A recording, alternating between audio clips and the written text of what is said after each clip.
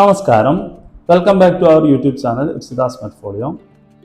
നമ്മൾ കഴിഞ്ഞൊരു വീഡിയോയിൽ വണ്ണം കുറയ്ക്കാനുള്ള ടിപ്സും കാര്യങ്ങളൊക്കെ അടങ്ങിയിട്ടുള്ള ഒരു വീഡിയോ ചെയ്തായിരുന്നു. അപ്പോൾ പല ആളുകളും വണ്ണം കൂട്ടാനുള്ള ഒരു വീഡിയോ ചെയ്യുമോ എന്ന് ചോദിച്ചായിരുന്നു. ഇന്നത്തെ കാലം മാർക്കറ്റിൽ നിന്നും അവൈലബിൾ ആയിട്ടുള്ള ഏതെങ്കിലും ഫുഡ് പ്രൊഡക്റ്റുകളോ അല്ലെങ്കിൽ മരുന്നുകളോ ഉപയോഗിച്ച് വണ്ണം കൂട്ടുന്ന ഒരു രീതി അത് ശരീരത്തിന് ഗുണത്തേക്കാൾ കൂടുതൽ ദോഷമുണ്ടാക്കാനാണ് സാധ്യത. അതുകൊണ്ട് വണ്ണം കൂട്ടാൻ ഏതെങ്കിലും മാർക്കറ്റിൽ നിന്നും ലഭ്യമാകുന്ന ഏതെങ്കിലും മെഡിസിനും അല്ലെങ്കിൽ ഒരു ഫുഡ് പ്രൊഡക്റ്റുകൾ ഉപയോഗിക്കുന്നത് അത്ര നല്ലതായിട്ട് തോന്നില്ല. പക്ഷേ വണ്ണം കൂട്ടാൻ അതിൻ്റെതായ രീതിയിൽ ശാസ്ത്രീയമായിട്ട് പല കാര്യങ്ങളുണ്ട്. അതൊക്കെ ഒരു വൈദ്യ സഹായത്തോടു കൂടി ചെയ്യുന്നതുകൊണ്ട് കുഴപ്പമില്ല.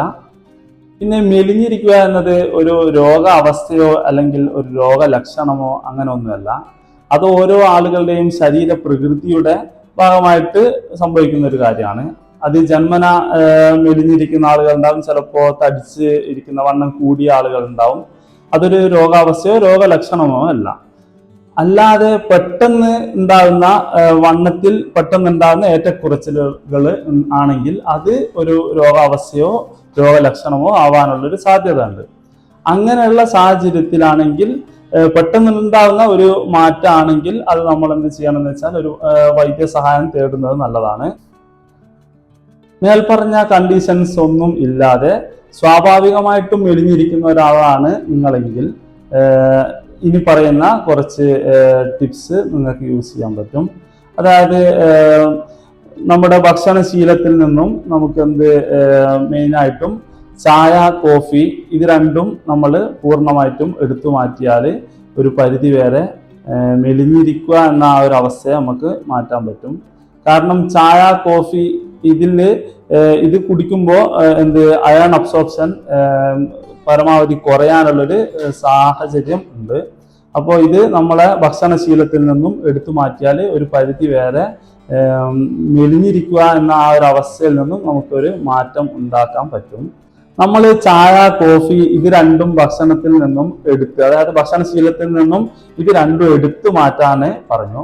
അതുപോലെ നമ്മൾ ഭക്ഷണത്തിൽ ഉൾപ്പെടുത്തേണ്ട, അതായത് നമ്മുടെ ഭക്ഷണശീലത്തിൽ എല്ലാ ദിവസവും ഉൾപ്പെടുത്തേണ്ട ഒരു കാര്യമാണ് എല്ലാ ദിവസവും 2 നേന്ത്രപ്പഴം വീതം നമ്മൾ കഴിക്കേണ്ടത്. അതായത് രാവിലെയും വൈകിട്ടുമാണ് ഓരോന്ന് വീതം കഴിക്കേണ്ടത്.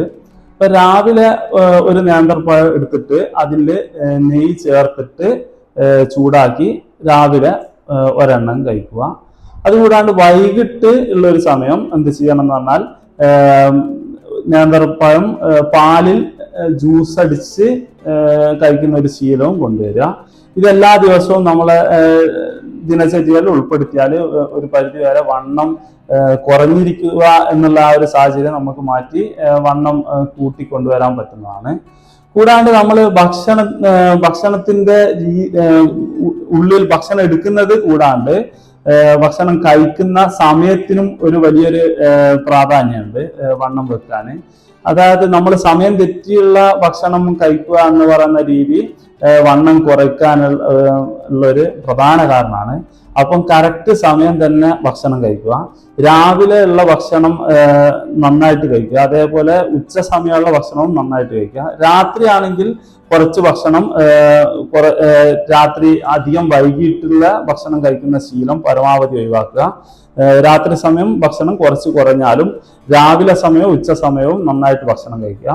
ആയുർവേദ വിധിപ്രകാരം പിന്നെ പൊതുവെ പറയുന്ന ഒരു കാര്യം എന്ന് പറഞ്ഞാൽ ഭക്ഷണത്തിന് മുന്നേ വെള്ളം കുടിക്കുകയാണെങ്കിൽ തടി കുറയാനും ഭക്ഷണത്തോടൊപ്പം വെള്ളം കുടിക്കുകയാണെങ്കിൽ തടിക്ക് ഒന്നും സംഭവിക്കാതെ മുന്നോട്ട് പോകാനും, അതായത് ഭക്ഷണത്തിന് ശേഷം ആണ് നമ്മൾ വെള്ളം കുടിക്കുന്നെങ്കിൽ തടി കൂടാനും സാധ്യത ഉണ്ട്.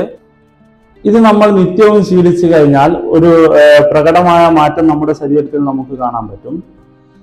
അടുത്ത വീഡിയോയിൽ വീണ്ടും കാണാം. Please like, share and subscribe.